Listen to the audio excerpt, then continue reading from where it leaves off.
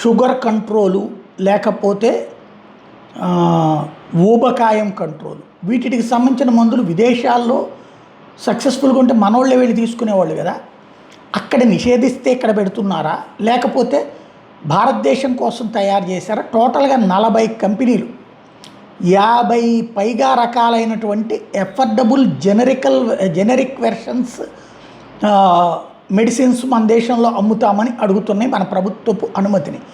అందులో diabetes control చేసేస్తామని, weight loss treatment అని అడుగుతున్నాయి. ఇవి నిజంగా ఆ శక్తి ఉన్నాయా లేదా చెక్ చేయకుండా చేస్తే ఆ తర్వాత ఇప్పుడు ఇదివరకు కనుక ఒబెసిటీకి సంబంధించిన ఆపరేషన్స్ చేసి ఆ తర్వాత భారీగా బరువు తగ్గి ఆ తర్వాత ప్రాణాలు కోల్పోవడం లేకపోతే తీవ్రమైన అనారోగ్యం పాలవడం లాంటివి జరిగినాయి. కాబట్టి కాస్త జాగ్రత్తగా ముందే పర్మిషన్ ఇచ్చే ముందే సీరియస్గా ఆలోచించాల్సిన అవసరం ఉంది.